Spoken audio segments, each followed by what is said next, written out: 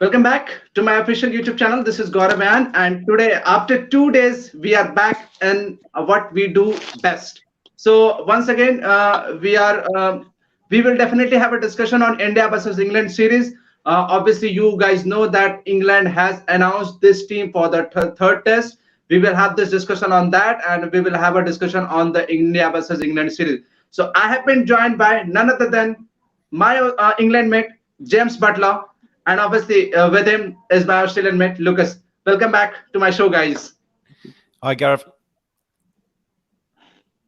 Yeah, how are you, James? I'm good, thank you. Yeah, a little bit of time off between the test matches, isn't it? So kind of getting teeth into a few other things, but looking forward to the third test at Headingley. Starts on Wednesday. England need to bounce back, don't they?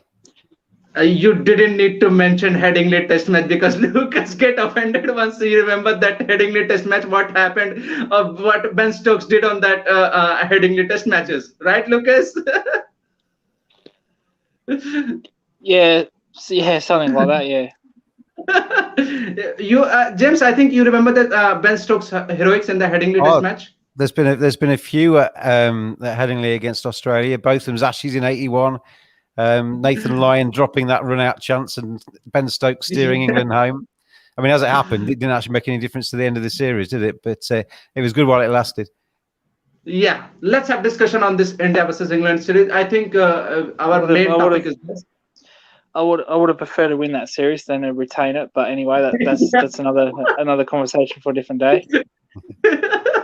Lucas is still going out that Ashes series. Okay, let's have our discussion of our India versus England series.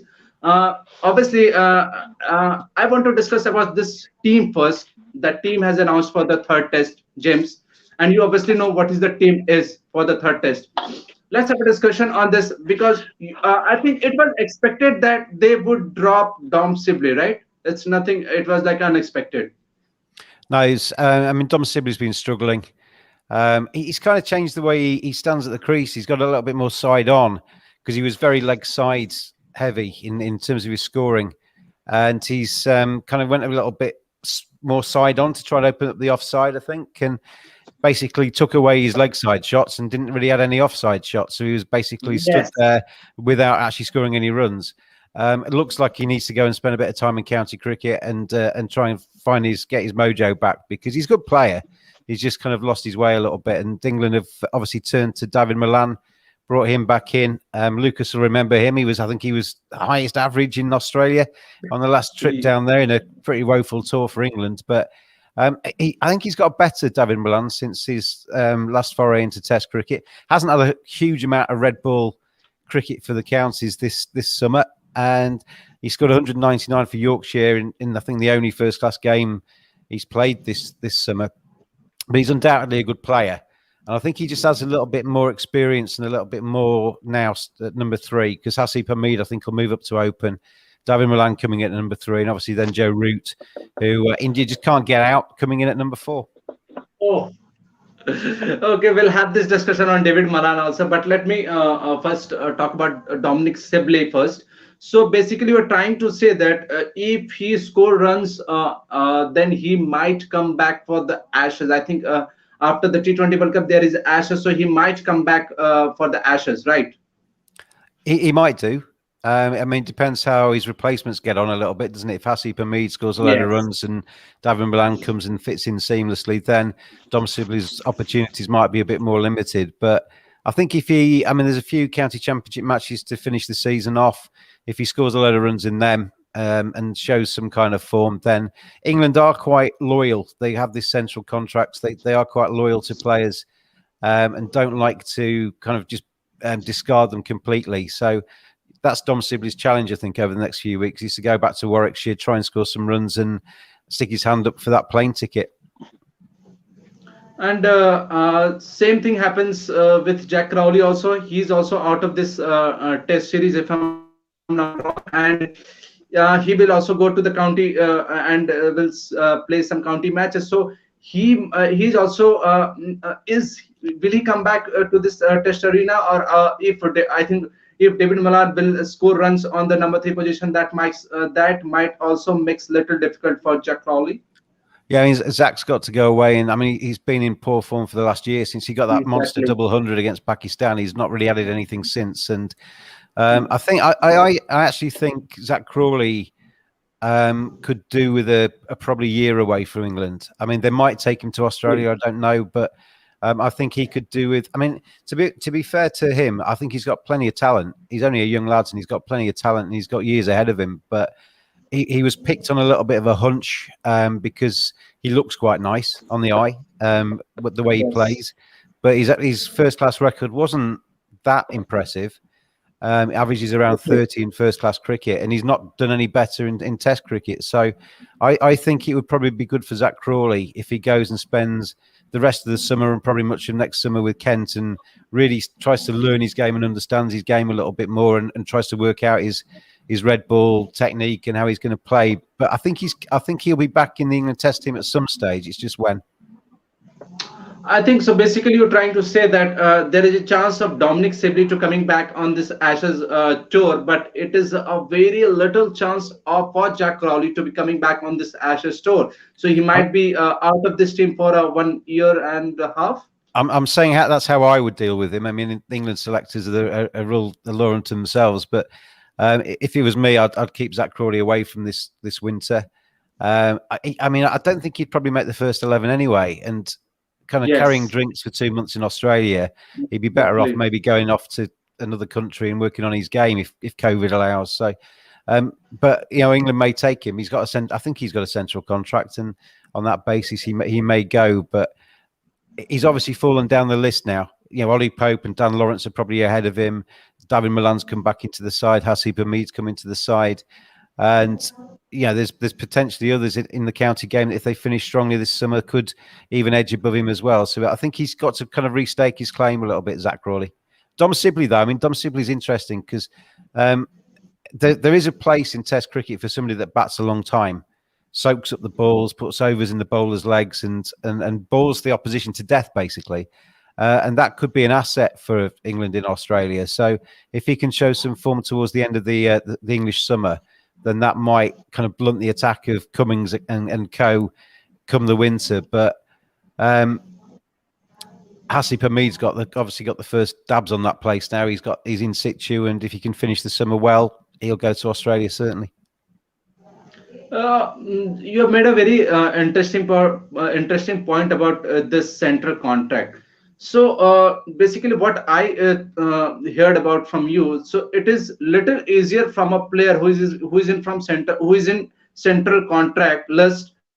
It is little easier to come back in this team, or the selector will not check out what is his recent performance in the domestic games or in the county games.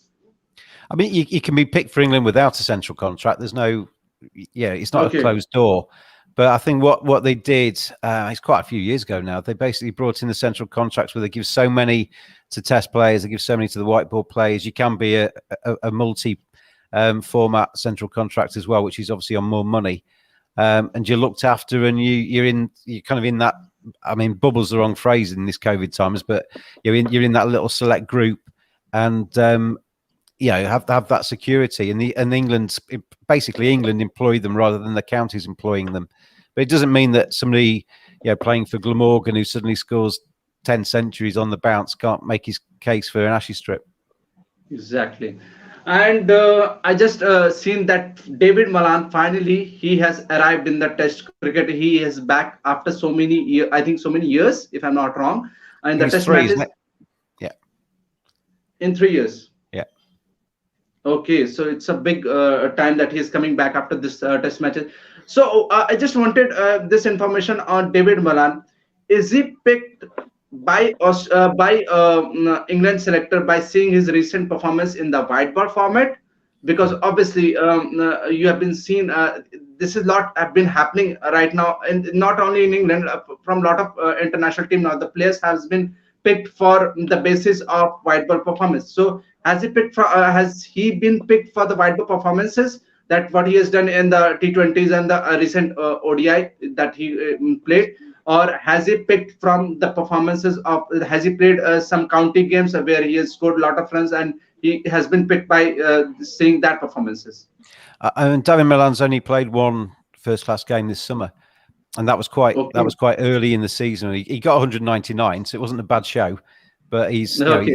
he's only played that one Red Bull game. I think in the last, I can't remember what the period is, but I think something like the last 18 months or something in county cricket, he's averaging over 50. So his Red Bull form is decent. So he's the numbers are decent. It's not like it's just a hunch.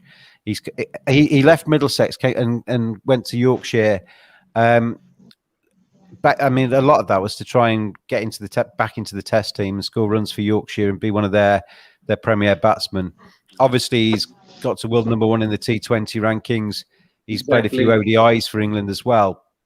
And I think over the 3 years that 3 years since he played for England in Test last time, he understands his game. He's worked very hard on his game. I think he's very driven, and he's I think he looks a more mature and well-rounded player. So, and he did well in Australia last time. So, I mean, that can't be discounted with the Ashes coming up in the winter. He tends to score runs on sort of like harder, bouncier tracks.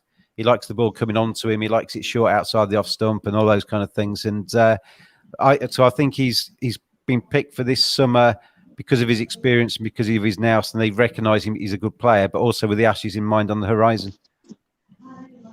Lucas, since James has asked, was sharing some of the information about David Malan for the that he might be picked for the Ashes. Also, you have any questions regarding that England team for the selection policies? Actually, I got one. It's got to do with Sam Curran. Was it hard to keep picking him? Obviously, his form probably isn't as good as it once was. He's still only young. I'm not saying he's done, but his form hasn't been that great as of late. Has it been very hard to keep him in that team, considering that England bowlers got bored? Now I think I heard Rokes is injured now, and with all these injuries, Archer as well. Was it hard just to keep Sam Curran in based on injuries because no one else was available, or was he always going to keep his place no matter how good or how bad he bowls? I think he had a chance of playing, Lucas, because he did well against India on the last trip. The last time India came to England, he was probably the man of the series. He made a few game-changing little innings with the bat, certainly. I mean, personally, if I was picking my strongest England 11 with everybody fit, Sam would probably be in the squad, but not in the 11. Exactly. He adds that little bit of kind of a utility all-rounder player. He's got a good left arm, but when the ball's not swinging, he doesn't look quite as dangerous. His batting is decent actually, and I think if he had more time against the Red Bull with the bat and gave himself a little bit more chance with Surrey and I think he could score quite a few runs. But obviously, like everybody at the moment, he's playing a lot of white ball cricket. He's playing IPL. He's played the Blast. He's played the 100. He's basically getting a lot of matches in white ball, and I see them very much as two separate sports these days. I think white ball cricket and red ball cricket are very, very different, and the kind of mindset and the technique you need to play either is different, and you need to. And it's difficult to kind of like hop across. It's like, David Malan, Moeen Ali, etc., that have been pulled out the 100 and into the England's Test squad, have got to suddenly switch into Red Bull mode. It's going to be interesting to see how David Malan goes, because he hasn't played against the Red Bull since the start of the summer. At the start of this series against India, there was a lot of the England team hadn't played against the Red Bull since February in Chennai.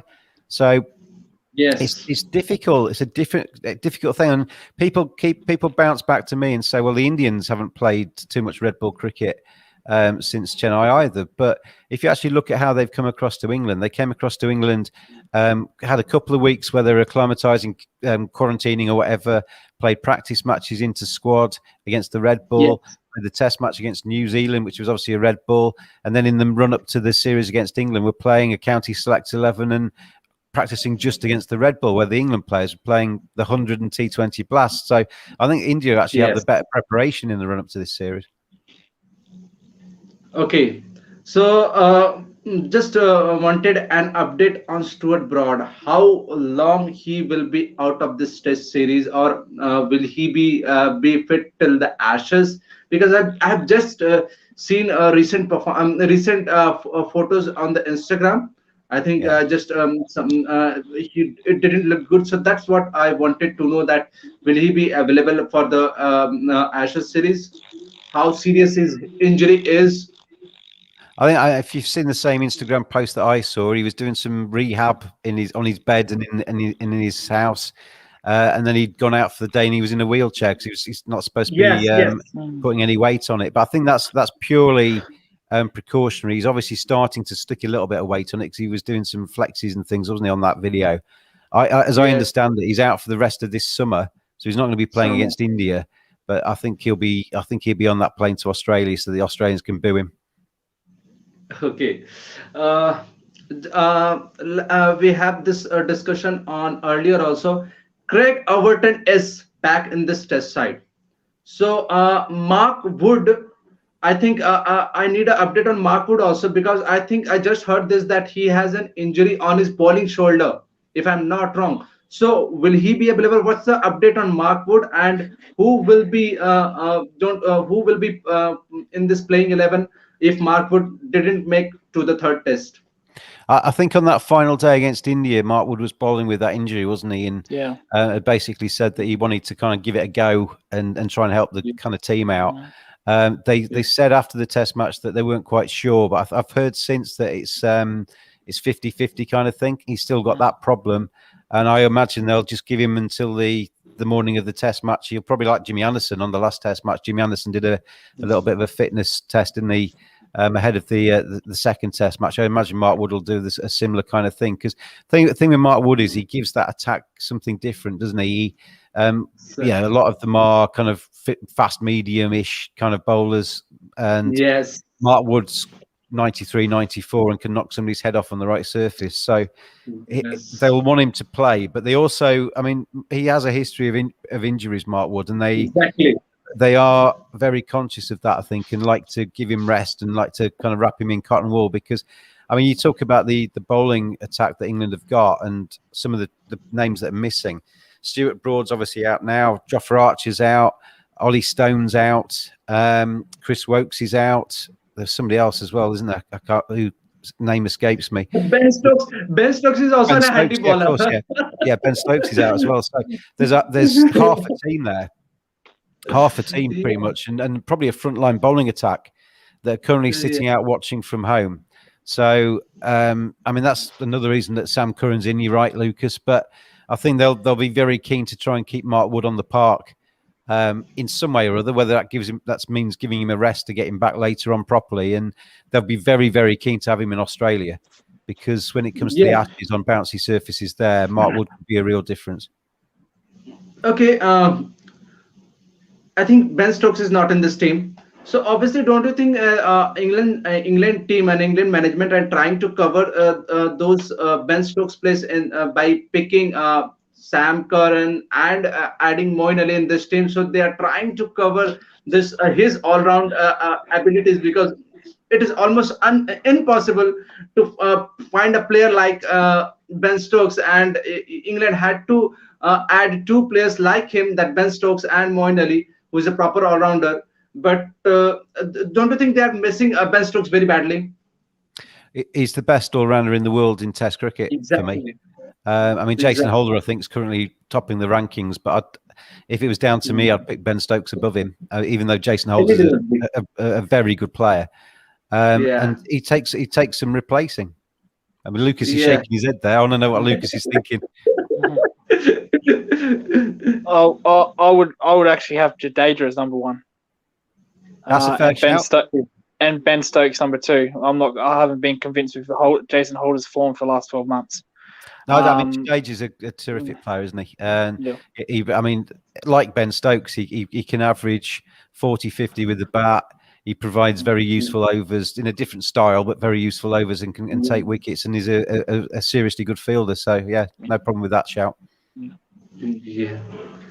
Go ahead. So they are trying to cover. They are trying to find a place of Ben Stokes by adding Sam Curran and Moeen Ali in this playing 11.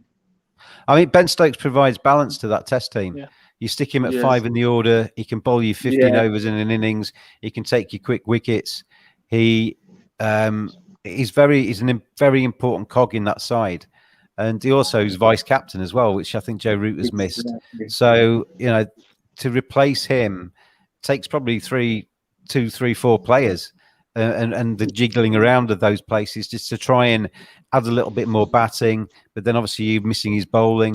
So Sam Curran came in, I think, to kind of partially replace him, but then you got Moeen Ali in there partially replacing him as well.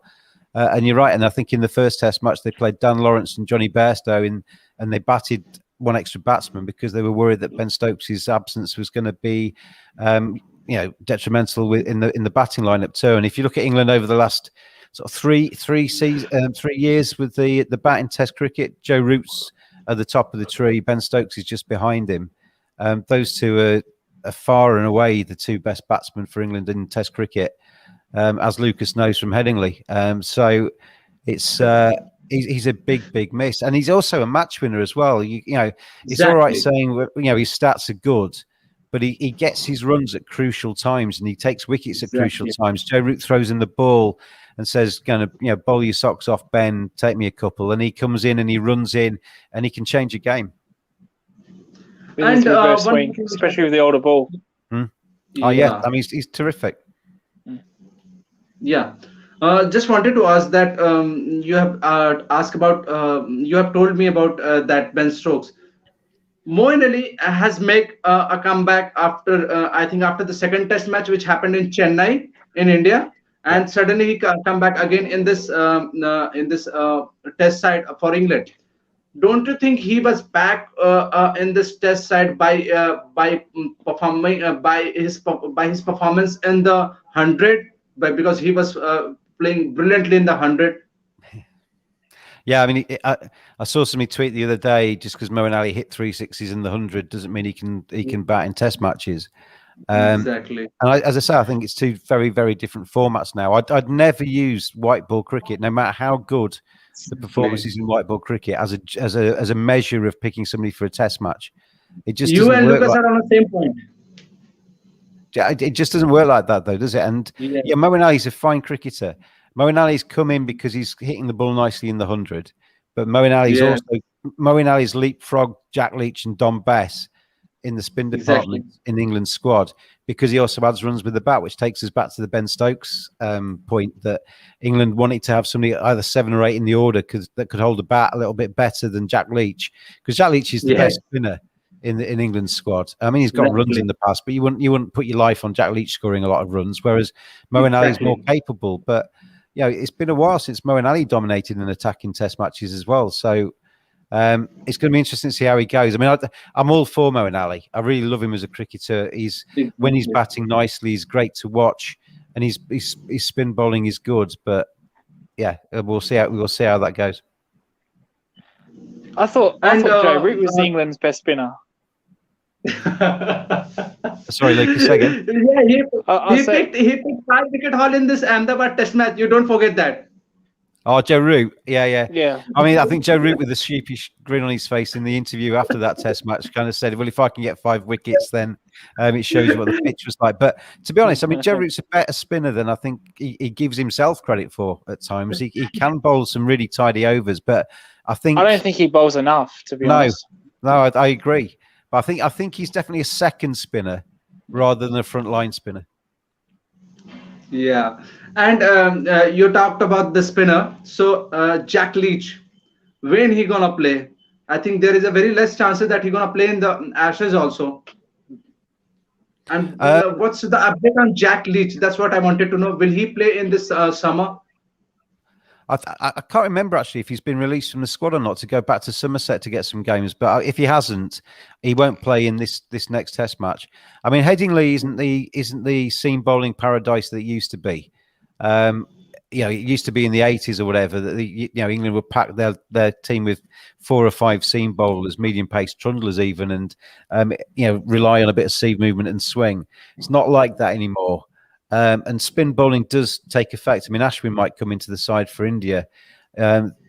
It's worth looking back at recent Test matches at Headingley because it is a different kind of vibe, and that kind of stereotype of Headingley going back a few years isn't the case anymore. And Jack Leach obviously had his moment of glory with his one not out, didn't he, against Australia at Headingley? So he's got fond memories of that place. But looks like Moeen Ali's taken that. And I think, going back to Lucas's point about Joe Root not bowling enough, I think the way England will go in this next Test match is they'll play Moeen Ali as the frontline spinner, and if there are other spin overs to be had, it'll be Joe Root providing that.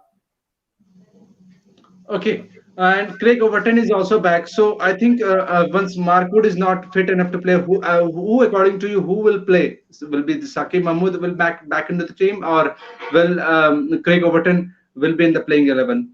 I'd love to see Saqib Mahmood getting his debut. For me, he's gone up a notch or two as a fast bowler. He could be a real asset for England in Australia in the winter. He bowls a little bit kind of like Waqar Younis kind of style bowling. He's kind of skiddy, gets a little bit of reverse later on, and he's capable of bowling quick as well, and he moves the ball. So he's got plenty of tricks up his sleeve, Saqib Mahmood. And I'd like to see him get at least one Test match in this series before he goes to Australia, rather than making his debut in the Ashes. Make his debut against India, which is still a tough Test match, but make it at home and see how he gets on and try and get one or two performances under his belt. Jimmy Anderson, I would imagine, will play as well, because even though he's 39 and the tests are coming thick and fast, he's got this 8-day period, 8-day rest, hasn't he, in between, so they can kind of patch him up and get him out there. So I think it'd be interesting to see how they use Sam Curran. I wouldn't play myself, but England seem to like Sam Curran in that kind of utility all-rounder role. I think with Sam Curran that I think's missing is that I love the way he plays. He's got the real attitude. He's a real little fighter as well. He's a terrier of a player. But I've never seen him make a gritty 50 where he's come in under pressure and he's stuck it out and made a gritty 50. He comes in and he plays the counter-attacking role where he makes a quick 50.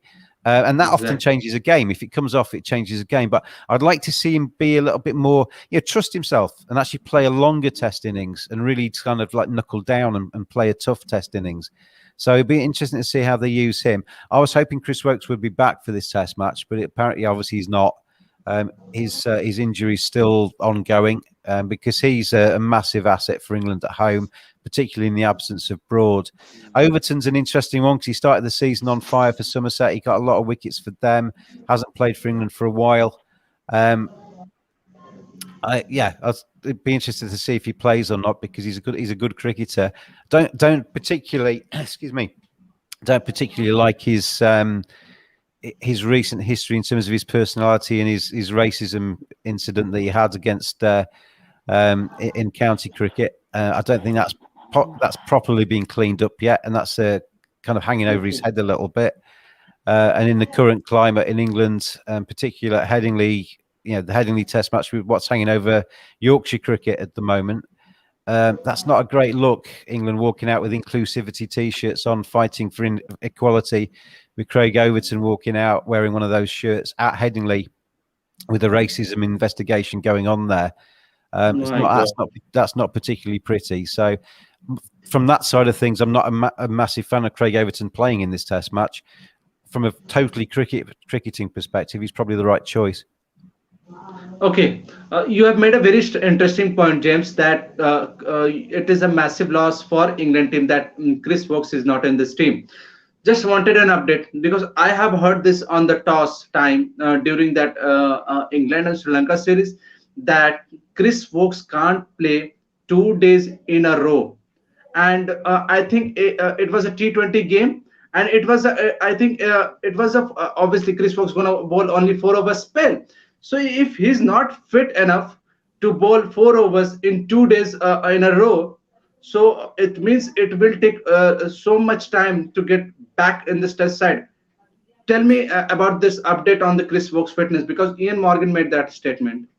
Well, I can't comment on that because I don't know. I didn't hear that or know the games you're referring to. But I just know that they're not going to rush him back, because you don't want to rush one of your fast bowlers back and for them to just basically just come down with the same thing. Or often you find if you rush a player back because you think their heel or whatever has healed itself, you find they go down with a calf strain or something because they're kind of running a little bit differently to protect the old injury or something, aren't they? So you want the player to be 100% confident that they are back and raring to go.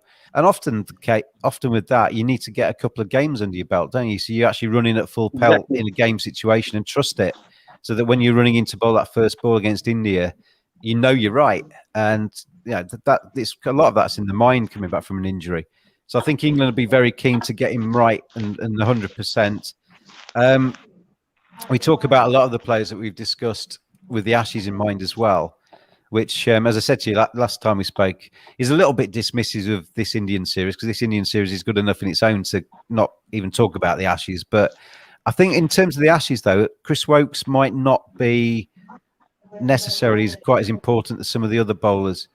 Ollie Robinson's another guy that I think will play at Headingley in the bowling department, because he's come into this side and made a real difference since he's come in. So it's probably Curran and Robinson fighting for that spot, really, in terms of if Overton does play. Just one more thing on this playing combination for England for the third test match. Don't you think that by adding Sam Curran and Moeen Ali, the fast bowling unit looks much not effective as it used to be earlier? Because once Sam Curran is your what do you call it, third bowler or a fourth bowler, it looks really difficult for the other team also. If he's your fifth bowler, then it would be more than handy. I agree. Like I said before, he wouldn't be in my first 11 if Jofra was fit, if Broad was fit, if Anderson was fit, if Woakes was fit, if Stone was fit, if Robinson was fit, etc., etc., etc. There'd be quite a few ahead of him in my mind. But he obviously adds the batting, which helps and lengthens the batting a tad. And he had the performance against India also. Yeah. So he's got good memories against India, and I think India respect Sam Curran because they've seen his performances in the IPL as well. Different format, but they know him well from the IPL too, because he's had some good knocks there as well. But yeah, I don't know with Sam Curran. I think he does need to maybe go up a notch with his bowling, maybe add a yard of pace or something, and just give himself something else. Because when it's moving, like we said, there is that late little bit of induct to a right-hander, which causes them all kinds of problems. But when it's not moving, he doesn't look anywhere near as dangerous. But I like him as a cricketer, and I think he's got a lot of fight and a lot of potential. He's still only young. He's got a long way ahead of him in the game. And if he can just get, maybe add half a yard of pace or something like that, it doesn't need to be that much, does it? Just need to come onto the batsman that split second quicker, and it hurries them a little bit more. I think that could be a major asset to him, because he's not got massive height. He's not got that kind of attribute. He's not an Ollie Robinson who strides in with coming down from 6'5" or whatever. But there's something about Sam Curran in terms of his attitude and his demeanour and the way he plays. He's a fighter. He never gives up on a cause. There was an ODI. I can't remember who it was against now, but he scored a big score in that ODI and nearly got England home. And it was against India. Yeah, that's right. It was in the India series, wasn't it? Not again. Played really well, got England right to the finish line, but couldn't quite get him across it. But that and that showed his qualities. He's got that fighting quality. He never gives up on a cause, and that's something that not to be underestimated. He scored 100 in that ODI matches. I remember that, and he played brilliantly. It was a terrific knock, wasn't it? Yeah, it's a terrific knock. Yeah, and once again it was against India, so that's got me headache once again. Once you told me that he played a brilliant knock, so I quickly remember that it was against India again. There's so much cricket played these days that they kind of the memories blur into one after a while, don't they? In terms of exactly what date and who the opposition was. But part of the big problem, Gaurav, with England's Test team at the moment is that the last county championship game that was played in England finished on the 11th of July. The next one doesn't start until the 30th of August. So they've effectively gone like that with the summer, cleared it out of red ball, played the 100 and the T20 blast in the middle of the nice, so-called night, or the historically nice summer months that we have here. And so what we've got at the moment with the English Test team, which is coming off a defeat, I don't think it was as heavy a defeat as the reaction suggested, because England were in that game all the way through until the final knockings. Exactly. There's nobody to call upon that's got, in a usual English summer, you'd have somebody batting for a county who scored 3 back-to-back hundreds and he's going, pick me, pick me, pick me. Or you'd have the ability to send Zach Crawley back to his county to play the next 2 championship games to see if he could find some form somewhere. That's not been possible through July and August because there's been no red ball cricket, and the structure of the domestic structure in England is an absolute mess at the moment. And that needs to be rectified because you can't expect to test him. You're supposed to have home advantage. Part of the reason that it's hard to win away is you're supposed to have home advantage. You have your little nucleus of players, but you have the extended squad that are playing Sheffield Shield in Australia, Ranji Trophy in India, or whatever that you can call upon. Somebody gets 300 in a Ranji Trophy team. They're kind of like knocking on the door, aren't they? Saying, "I'm in fine form. If Virat Kohli goes down injured or something, I can come in and step in for him." There's nobody doing that in England at the moment, and that's an absolute disgrace. I'm not a fan of the 100. I think it's got massive negatives in terms of the county setup in England. But the biggest thing for me this summer is that the structure of the domestic game has just been completely ripped up, and there's no red ball cricket. And that we've had a period at the minute where when the teams were knocked out of the 50 over Royal London Cup competition, which has been kind of like bubbling under as almost like a second 11 competition rather than the Premier 50 over competition it used to be. They had 3 weeks in August in England. August is probably the best summer month in terms of the weather. They've had 3 weeks without any cricket whatsoever. That is just crazy. There's people sitting at home wanting to watch these guys play. These guys are professional athletes that are fighting fit and want to play cricket. And all they're doing at the moment is netting, waiting for the county circuit to start again. It's just bonkers. Okay, Lucas, you want to say something? Yeah, I want to bring up some domestic players. You mentioned that who's knocking on the door. I have 2 really 3 that I want to get to. One of them is your leading wicket taker in the domestic cricket. That's Luke Fletcher. Why has he not been considered? When someone takes the leading wickets in a competition, usually they get looked at. I have heard nothing about Luke Fletcher whatsoever. That's a really good point. That is a really good point, Lucas. I mean, I know Luke a little bit. He's a really wholehearted cricketer. At Trent Bridge, he's one of the crowd favourites because he busts a gut every time he runs in. Never lets them down. And obviously had a really good start to the summer. I mean, it's some time since they... you're talking about the wicket haul that he's got. You're going back to probably April, May for the majority of those wickets being taken. So it's some time ago, really. But he was taking fifers. He was getting career bests kind of back-to-back weeks and bowling really nicely. I just don't think with Luke that they see him as being test quality longer term. I think the way they would look at that is that he's had a couple of very good months, but that's probably what it is, rather than being a test player. But he's certainly somebody that wouldn't let England down. If you threw him a shirt, he would run through a brick wall for you. The main, he's taken really not to, I don't think not to won a game for the last 3 years, have they? In the domestic, they've gone for some ridiculous run without winning a first class match. Yeah. So, and I think Luke Fletcher, along with Hamid, has helped that. I think they finished on top of their group. I think. I think if they pick Luke Fletcher for England, it would be one of the most popular call-ups. Probably only Darren Stevens would be ahead of him in terms of how many cheers would be heard around the Shires. I don't think with Luke. I think they've got other people that they've been working with and see as being a lot more longer term than Luke Fletcher. But I'll tell you what, it'd make me smile if they picked him. Yeah, when I do talk to people about Luke Fletcher, they always say either the fitness or his pace is not up to test standard. Now, I've seen a little bit of the county championships. I did mention to see one game of his when they played Durham up down there. And maybe his pace is probably not as good as everybody else's, but I still think it's not so much the pace, it's the accuracy. And that game, I thought he was actually pretty good in that game with his accuracy. But obviously, people don't like the way his pace is not up to test standard. I think it's he's vastly experienced. He knows exactly what he's trying to do with the ball. I think sometimes too much is said about pace.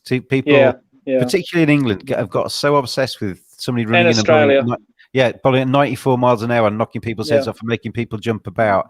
Whereas, the Vernon Philanders of this world made a very, very fine Test career by bowling in the 80s and being accurate and just getting, nibbling it around just outside off stump. There's a lot to be said for that. Yeah, absolutely. I do agree with that. And the other batsman I want to talk about, he's a batsman, is Kieran Carlson. Now you said he's back-to-back hundreds. He's made 300s in this county. He averages around 70. He's a player that's also not really being considered. Can you give me some information about why that is? I've got to say I don't know too much about Kieran. Okay. I've not actually seen him play live. So I'd be making it up if I gave you a long elaborate answer. I'd be talking out my backside. But I've heard good reports of him. But I can't really say anything more than that, to be honest. On okay, and the last one is Tom Abel, the Somerset captain, I think. Also made tremendous amount of runs. A very high average, and also bowls a little bit of spin as well. He's a good player, Tom Abel. People sort of point to the fact that he's got a first-class average of around about 35 or something, and say that's nothing too dramatic. But if you look at his last few years, he's only a young man, but he's been around a long time, and it's a measure of his maturity and his kind of sort of qualities as a person that they gave him the Somerset captaincy when he was only a real, only just out of nappies almost in terms of first-class cricket. And I think the last 3 years he's averaging well into the 50s, if not higher. And he's made some good hundreds. A lot of people rave about Tom Abel, and I, including me, I see him as being a future England captain. If things go, you can never predict too far ahead, but he's obviously got to make some test runs or get picked first before that happens. But he's certainly in line for a test call-up, and he's certainly got the qualities to make it. And if he does make it, then it might open up the discussion about whether he actually takes over or not. Yeah, I think he got injured after the domestic football tournament, didn't he? A hamstring or some kind of thigh issue. Yeah, he's had a hamstring, I think. Yeah. And he's just come back into. I think he's just come back to play for his 100 team, or was in the squad for his 100 team. So he's kind of back now, fully fit and raring to go for the kind of remainder of the county championship season. So he's got every chance, I think. If he can, he's important for Somerset obviously because he's their captain. But if he can score some runs in the final part of the season, then he certainly might. You might see him in Australia. Yeah. So you brought up this point that there's a huge gap between the last football county championship match was played compared to the next one. Now you see players like Tom Abel, who's been injured. And has scored a large amount of runs for Somerset. He can't go back to that football tournament because it's not on because of the 100 and the T20 Blast, which has been a problem for Australia. When we had injuries galore against India, we had a problem with our opening batsman when David Warner didn't return. We couldn't. It was impossible to pick players off Big Bash form. Yeah, and I think that in a way is. Well, the way that the Sheffield Shield's been treated in Australia is absolutely disgraceful, in my opinion. My motto is you never break up a competition. You just don't cut through halfway through it and then play the rest some day. You either go through it or you start the T20s early, or in this case, the 100. So, sorry to cut in, Lucas, but I think the way the Big Bash is, I'm a big fan of the Big Bash. We did a daily podcast on the Cricket Badger podcast. We did the Big Bash daily through the last one. Watched every game. It's quite a nice time actually in England. The Big Bash is around breakfast through the morning. So kind of watched a lot of those games, pretty much all of them. I actually found this edition of the Big Bash quite boring.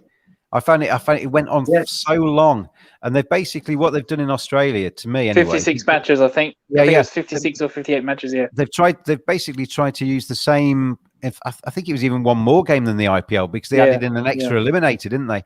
And they've tried to kind of model themselves on the IPL. I think only the IPL can sustain that length of tournament. And even that at times to me, I love the IPL, but even that at times to me thinks, God, how much longer is there? And then I miss it when it's gone. But with the Big Bash, I was waiting for it to finish. Even though I Yeah. enjoyed a lot of the matches and there were some good teams in it and there were some good players in it, it just went on too long. And what Australia have done, what England did, is they got this thing that was really working, and it was on. People were kind of turning up to matches and they're watching it on the television, and it was really working. And they thought, right, we're going to really rinse this now. We're going to rinse it for everything it's worth and get more money in the TV deal. We'll get more money on gate receipts. So we'll extend it so it goes on forever, and we'll just continue counting the cash. And people get bored of it. Well, Yes. I'm glad you did bring up the Big Bash, because I actually, leading up to, I've got a question for you now. With the Big Bash, this is why I don't like the Big Bash. I actually prefer their original teams play. You know, the Redbacks is a team of mine, the Sheffield Shield team. So when the Strikers make finals and win finals, their money does not go towards the Redbacks, which is a proper domestic team. I have a huge problem with that. Is that the same thing with the 100? We're basically on the other side of the world, Lucas, but we have very similar brains in terms of this, I think, because the way the sort of franchise, I don't think actually technically the franchise is in the 100 yet because they haven't sold them off to anybody, but the way the 8 city-based teams are concerned, they run from the test match grounds to try and get the gate receipts in there. I think the county concerned at that test match ground gets a slice of the gate receipts as rental or whatever for using that ground. So those counties are getting a little bit richer off the back of the 100 potentially. But that's the only benefit. And but the problem in England for me is that the 18 county structure, there's 800 teams, but there's 18 counties. Some of these counties are just watching from a distance, with their supporters kind of feeling a long way removed from this new competition, thinking, what on earth's going on here? They brought in this Mickey Mouse competition where they're wearing crisp packets and running around playing 100-ball cricket. And how is that for me? And the ECB almost admitted that this isn't for you. We're trying to appeal to this new audience. We're trying to grab this new audience in off the street to come and get them into cricket. But what they've effectively done is they've waved goodbye to the existing audience and said, new audience, come and find us. And that's a very dangerous business model for me. And it doesn't make any sense, because if they what I would have done personally in the domestic structure in England is I'd have one or two things. They've got the T20 Blast with the 18 counties. Play that in 2 divisions. Make the top division the Premier League, or whatever you want to call it, the Diamond League or whatever. And that is of 8 teams. That goes on free-to-air television, because that was the biggest asset of the 100. It's on free-to-air, whereas everything else is on sort of pay-per-view. Yeah, same with the Big Bash. It's on free air. Nothing else is on. Yeah, which is a big plus. It gets people that aren't usually seeing. Your existing sports fans who love cricket might have got a Sky subscription in the UK, but the people are kind of like around the edges of the sport haven't. So the getting on free to air is a big plus for the sport. But what I'd have done is I'd have made the existing T20 Blast, polished up the Premier League, made it a maximum of 4 overseas players for each side that were in the Premier League, and made it promotion and relegation with playoffs at the end of the season to add a bit of extra drama. And then the second division are trying to fight to get back into that Premier League. That's one way of doing it. The other way is to keep the T20 Blast as it is and just create a brand new competition that involves all 18 counties, a T10 format. People would see it as being throwaway, but it might appeal to people that are this potential new audience. That's kind of quick. You could play 3 games of T10 in the same ground on the same day, all 18 counties involved, play it over 2 weeks. It only takes up 2 weeks of the summer rather than sprawling across the entire summer. And you play it as a quick fix, so it goes quickly with loads of 4s and 6s, bring the boundaries in and just make it a real fun event. I think they missed a real trick with that by going with the 100. I think the ECB seems to be thinking, we're going to basically appeal to this brand new audience and get loads more people in love with the game. Well, to me, if you're not in love with T20, I don't know what the 100 has got that's so far different that's going to make you fall in love with the 100. Yes. And they've got this thing where they're going to sell it around the world. Well, if I come to you, Lucas, I'm picking up my phone now. Lucas, you're in charge of Australian cricket, and we want to sell you the 100. And you'd say, okay, mate, well, we've got this T20 going on with the Big Bash, so why is the 100 any different? Well, I think I would have In fairness, I think I would have hanged up just then. Yeah. But if you were interested in something shorter, why are you going to buy the ECB's the 100 model? I mean, there's already one that's propping up in the UAE that's going to be T90, 90 balls. Well, I'm going to create a T85. You're going to then undercut me with a T75. Gaura's going to start a T60. We're going to end up with a T1. We'll come out for one ball. Yeah, I mean, the shorter the kind of like going on about how whoever wins the toss, they will win this match. Exactly. They go on with how great it is that all of these 100 games go down to the wire, and they're all. Well, of course they do, because the shorter you make something, there's only so many balls left, aren't there? Yeah. Well, speaking of free to air, do any England Test matches are they any on free to air in England? Not at the moment, no. Really? I mean, there's been a call for the Lord's Test to go on free to air. There's a lot of people been banging on about that for some time, but the ECB have always said it's going to cost them so much money by doing that then they're not interested in doing that at the moment. So Test cricket is all on Sky. Has that always been the case? It's been the case since the last time the whole Test series in England was on free to air was 2005. Yeah, that iconic Ashes series. Wow. And they, off the back of 2005, there were people hanging off the roofs at the Oval to see the end of that Test match, because England and that was a terrific series. Possibly not quite as terrific for you as me, but off the back of that, with the increased enthusiasm for cricket, it was on the front pages of newspapers in England. It was massive. They had a bus tour through London, and crowds turned out for it, because it caught the imagination. It was right place, right time, with the right cricket being played. It caught the imagination. Off the back of that, the ECB thought, right, let's get the coffers going. And they sold off the rights for the Test matches, got it on Sky. It goes behind that paywall, and it goes through a far smaller audience. Sky have done a brilliant job. Sky's coverage of cricket is absolutely superb. But it's I agree with that. Yeah. It's seen by so many few people. Because it's behind that paywall. And I mean, I grew up, Lucas, in a family where my mum and dad had a passing interest in sport. They would never have had a subscription to Sky Sports. So me sitting on the sofa, kind of like channel hopping, around far fewer channels than it has to be said. I found cricket, stuck on cricket, and then all of a sudden fell in love with cricket. I'd never do that now. Yeah, well, I'm biased here, but it's easy said. But in Australia, it's always been on free to air. Like 40, probably since 1970s. With Mr. Packer's World Series of Cricket. Even back then, it was on free to air TV. So it's always been on free to air TV here in Australia, and that's probably why Australia have had so many great players. Such a good following of cricket. It is the number one sport in summer. There's nothing compared to that. Yes, in winter you have your winter sports, but summer, when you say summer, which sports played in summer, everyone will say cricket. And I think it's got to do with the free to air coverage. It's been on the same network, or was on the same World of Sports for 30 years. Unfortunately, what happened in South Africa with the Australian team, they actually pulled out of that. They can say, "Oh, well, it had nothing to do with that." But when you had it for 30 years, you're not going to fool me. And another network has picked up on it, and they want to actually get out of that contract because it's costing them too much money.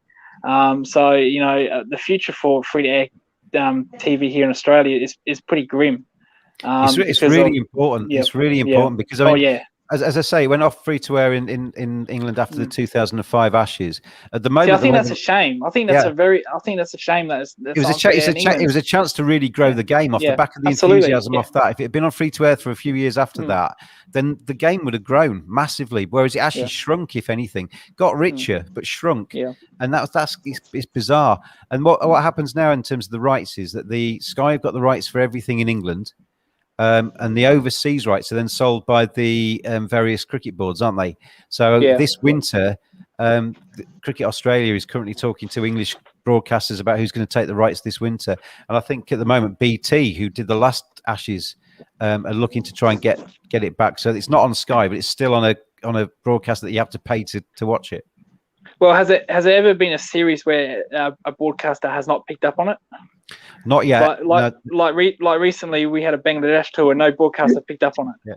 There was the India tour was interesting that we had this winter, because the Indian tour, I think BCCI had sold it to Star Sports or whatever, and it was Disney involved, and there was all sorts of different people. And in the end, they didn't want to actually have it, I don't think. And they then sold it at the very last moment. It was literally days before the series started. Sky were interested, but didn't want to bid too much because they've already invested their wad of cash on everything else they've already purchased. And Channel 5 came in for it in England. Sorry, Channel 4 came in for it in England, who used to broadcast it when 2005 Ashes was on Channel 4. So they made a big thing of the fact they actually got the Test series back on terrestrial television for the first time since they last had it in 2005. They had the old theme music, which was what's his name? Oh, dum dum dum dum dum. Anyway, that's you want me singing? It's a bit like the Channel 9 theme that's been there for 30 years. You know, the Mambo number 5. Theme. Mambo number 5 is what Channel 4 had, and it kind of really lifts the mood. You see the cricket coming on, they had some of the old faces that were back on in 2005. Simon Hughes, the analyst, was doing his stuff and everything like that, and it was a real trip down memory lane, and people loved it. But then that's finished, and we're basically back to where we were before. Well, you mentioned, the 2005 Ashes series. I remember a lot because there was school nights most of those days, and I wouldn't go to school. I would. I remember. Actually, this is a serious note. I had a HTC final, which is an exam. Now I think it was the Headingley Test match where Ponte made that 150. And I was kind of forced to stay up all night watching that. And on that day. Was that Old Trafford, wasn't it? I actually think so. Yeah, he made 150. Yeah. And the famous celebrate for a draw match. Michael Vaughan keeps on going on about. So I didn't actually get to bed until 4 a.m. and there was on a school night. This was on a exam night. So I got up at 7. Teacher, we were in rows. All right, here you go, class. Here's the exam. You've got to write down so many words. All right, then. For about an hour, I just sat at my page thinking nothing but cricket. I had no idea what I was going to. I forgot everything that was taught to me that week. Handed my report to the teacher. I said, "Here you go." She looked at me with a blank face. It's blank. I said, "Yeah, it is. I'm not sure if you want me to draw any cricket notes on there." Got dragged to the principal's office. Principal called my mum. Your son's been watching cricket all night, and she said, "Well, what are you expecting to bloody do on a bloody cricket when a cricket game's going on?" So they didn't take that very kindly as well. Trust me, I remember those series just because of that. So staying up all those nights on a school night, and I said I wouldn't do that again myself because I'm only 28. Then 2009 came. What was the first test? The long day 5 test between Anderson and Monty Cardiff, wasn't it? Yeah, Cardiff. Yeah. So I promised not to do that again. Fifth day of the first test, did exactly the same thing again. Didn't even go to school that day. Didn't even bother. Just stayed in bed. So I took a 1 month holiday. There you go. Nothing but watching Test match cricket on the Ashes. That's what it was all about for me. That's an education. That's a proper education. Okay. I don't think the teacher saw it that way though. Sadly. Yeah. Good one, Lucas. Okay, we'll have this final discussion on the day 5 display of the second test matches. What happened on the day 5? What went wrong for England, James? They got sidetracked by the little thing going on with Jasprit Bumrah, didn't they? They had that little spell where Bumrah was bowling short at Anderson and was peppering him. That's great cricket. Fantastic. And Jimmy didn't take. It seemed to me Jimmy didn't take too kindly to that. Exactly. It seemed that they'd kind of almost made a pact as a team that they were going to try and get Jasprit Bumrah back. He only averages 3, so he's not exactly a batsman. And they made him look like Brian Lara. It was ridiculous. Yeah. You made a very interesting point. You made him look like a Brian Lara. Oh God. But really, James Anderson should be used to that because Mitchell Johnson did the same thing in Brisbane to him with the broken arm thing. Yeah. So you would think Anderson would be used to short pitch bowling. I mean, I don't mind people using things as an incentive and a kind of like a driver to kind of let's go out there and do this, boys. But they just got so far off the script. And that tail, Gaurav, for India is awful. Yes. As a batting lineup, that tail isn't 8, 9, 10, 11. It's 10, it's 11, 12, 13, 14. Yeah. Well, I made that comment saying if India came out with two openers for number 10 and 11, like proper openers, they would have pitched the ball up more than they would have done short balls against tail enders. I don't. What is a good ball to? What is a good ball to? Virat Kohli is a good ball to Jasprit Bumrah. Yeah. Yes. You pitch it up. You pitch the ball up, and you risk getting the margin of error getting out is dramatically higher than pitching it short. Yes. Yeah. And one more thing, James, I just was very surprised with this field selection. Imagine Mark Wood bowling at the 95 miles per hour, and you have a log-on fielder, and I can still imagine this deep mid-wicket and a fine leg fielder, very fine for a pull shot. But really can't imagine a guy who's bowling at 95 or 90 miles per hour. You are having this log-on fielder in the Test cricket, especially. Yeah, I mean, I talk about Jasprit Bumrah being made to look like Brian Lara. They set if you treat a tail ender like he's a batsman, he ends up becoming a batsman, doesn't he? And that's what they did with Bumrah. And they should just basically have kept an attacking field, bowled top of off stump, try to get the edge, try to bowl him, chuck in the odd short ball just to keep him on the back foot, whatever. But it got a little bit silly. I mean, Joe Root afterwards took the blame for it, said he got it wrong with the fields. But there's experienced players in that England side. There's Jimmy Anderson, who's 39, that's played more Test matches than anybody there. And you've got your Moeen Ali's, you've got your Rory Burns, who's captain Surrey. It wouldn't have taken too much for them all to get together. Just say, we're getting this wrong, boys. Come on, let's get back on scripts. But nobody did it. I think Joe Root completely lost the plot that day. Yeah. By the time you walk in at the end of that session, with India declaring, India have got the momentum. Then there's no surprise to me that England started so poorly with the bat, because you often see, don't you, when you get a tail ender flourish and they get a kind of 40, 50, 60 runs more than they should have done. The fielding side sort of like walks off, the shoulders slumped, and the batting side's really up for it, and they come out with the ball and bowl like that. And you saw Virat Kohli's little team talk ahead of that second England innings. Let's go out there and give them 60 overs of hell or whatever it was, and they did, didn't they? Yes. With the tail enders, they didn't look like getting out as well. A couple of lob balls over Johnny Bairstow's head, but apart from that, they were never once threatened. No. Because the Anderson, he hasn't got the pace. When he was bowling short balls, he hasn't got the pace to penetrate a pitch like that. No. And Mac Wood, is a 150 or 90 miles an hour, wherever you come from, bowler, and he was just listing on short balls and bounces, and he should have been pitching it up to a tail ender, which their weakness is fast bowling. Well, and Jasprit Bumrah is the perfect example of how to bowl at a tail.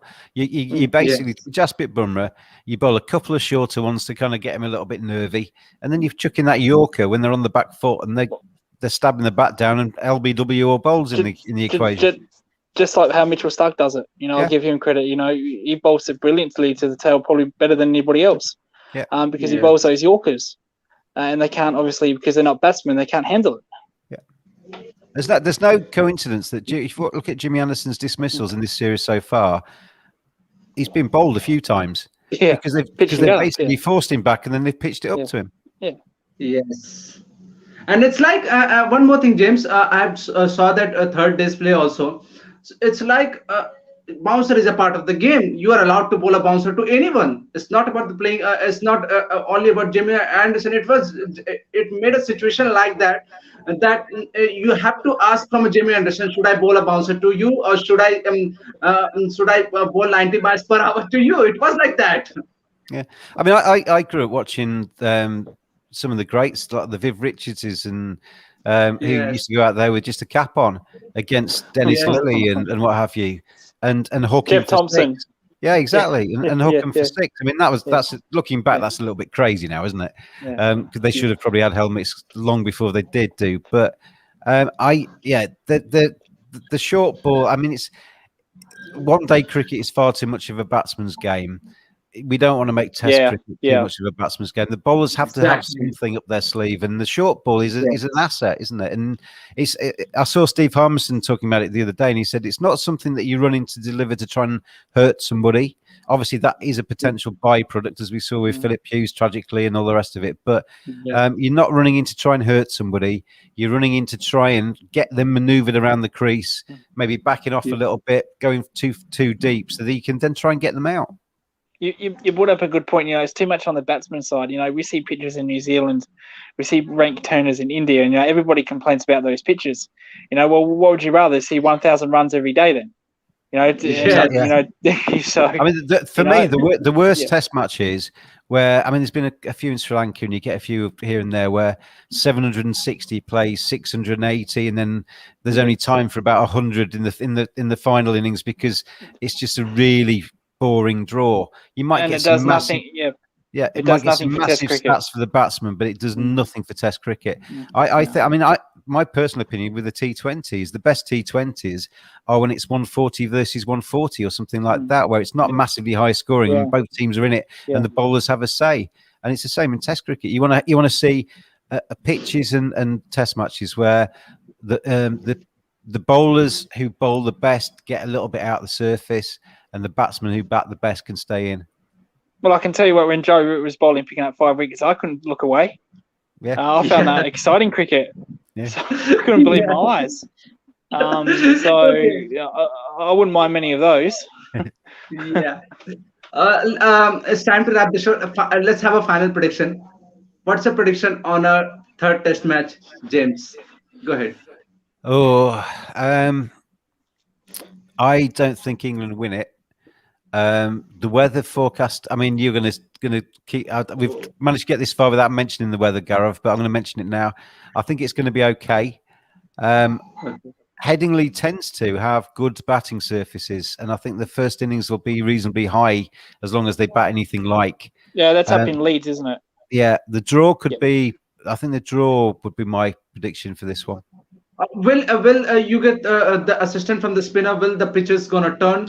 We've had no spinning. We've had no toners from these pitches. Even in the Test World Championship, even the series against New Zealand, there hardly been any spin, which is unusual even for England.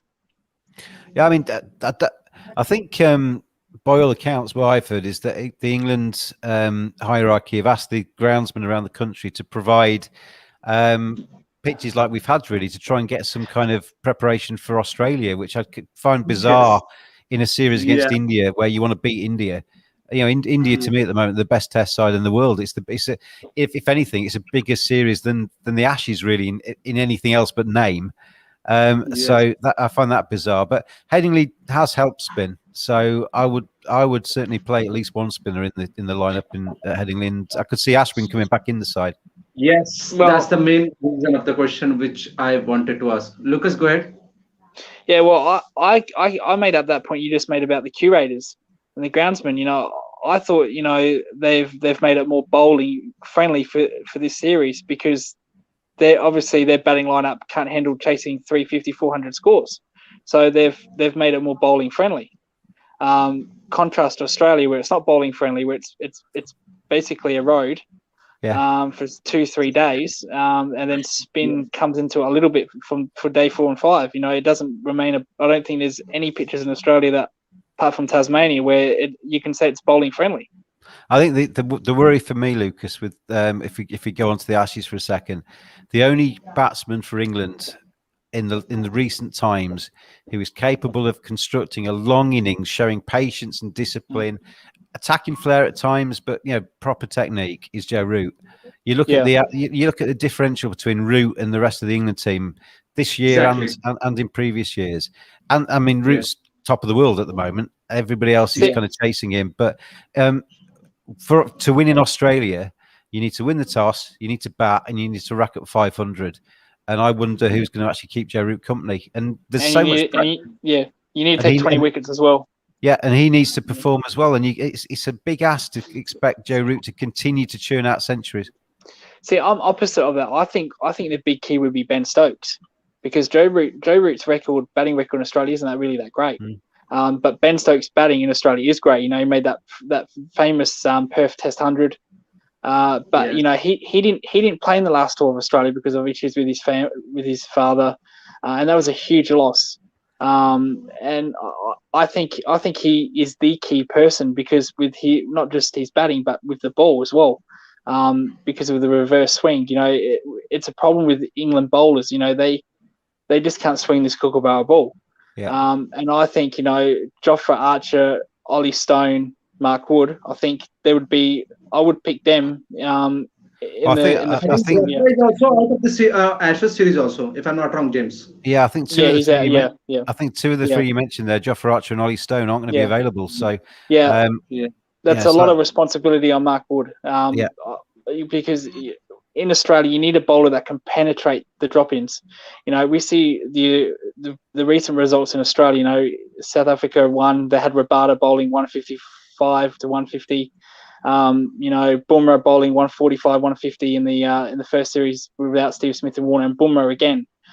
So you know, swing bowlers don't work in Australia compared to bowlers that drop it in short like a Mark Wood and try to penetrate the pitches.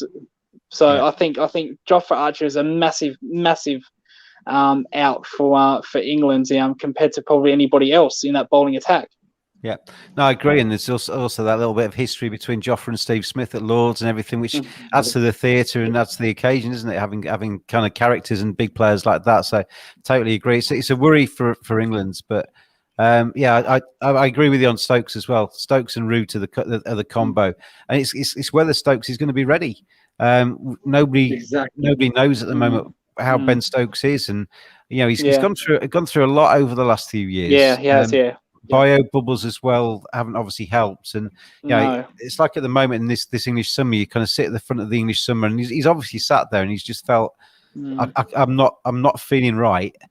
Spending 2 months in a bio bubble against India is not, 42 days or whatever it is not going to help me very much. I need to back out, but once you get yourself into that, what comes next? We've got the World T20, we've got the Ashes. Ben Stokes could be important for both of those, but I don't think anybody in the England setup will want to rush him back, because you don't want to rush him back and for him to fall apart. So, and you speak of the Ashes, he's going to have to be in a bubble again in the Ashes. Yeah. If he does play, and possibly without family. Yeah. Which is another topic. We'll get into another different time, but as we know, we've taken over this from Gaurav completely, haven't we? But I think the family issues, I think that's probably going to be resolved. But I do feel sorry for the tens of thousands of Australians around the world that aren't getting that kind of treatment. But that's just the way it works at times, isn't it? I don't think the England players are going to be particularly keen on going to Australia without taking that, because it's a long tour, it's a stressful tour. And I think it is. It's a good 2 months. Good. Yeah. Two and months. They'll want to have their families with them, I think. But of course, that's away from our kind of our powers to do anything about that. But I think the sad thing is, I think this Australian side is there for the taking. I don't think Australia are in particularly fine fettle at the moment, and I think they could be taken down by a strong England going to Australia this winter would have a real chance, I think. But yeah. Well, we played one test match in 10 months, and that's against Afghanistan. And those test players probably won't be available because once the T20 Cup's over, they're going to have to quarantine for 2 weeks. Now, the problem is Sydney is getting 600 cases a day. And the majority of those test players come from Sydney. So they're probably going to have to, unless get special treatment from the government, which is going to anger people. Yeah. They're going to have to quarantine for 14 days, and they're going to miss the Afghanistan Test match. So they could be well underdone, or their form would be based on T20 cricket, so they would be vulnerable in that first test. And then the second Let's. test is a pink ball test, which Anderson Anderson was good in the last pink ball test and straight took a 5-wicket haul. So they're definitely vulnerable in the first couple of tests. But I think if Australia win the first two, I think that could be very bad for England. I think they'll probably win 5-0. So, but we'll get into that another day. I think we're wrapping up the show. Yes. James will definitely be available after that. Also, he will be available in the Ashes also. So we'll definitely have a discussion on that period of time. Thank you, James. It was a lovely talking to you. I hope you have enjoyed the conversation. Till then, we will meet after the third test match. That will be okay, I think. Yeah, nice to meet you, Lucas, and good to be Nice back to meet on, you too. Gaurav. Thank you. Yeah. Thank you for Till then, coming. guys, who like the video, don't forget to subscribe and hit the bell icon. Till then, we will meet tomorrow. Till then, guys, take care and have a very good night.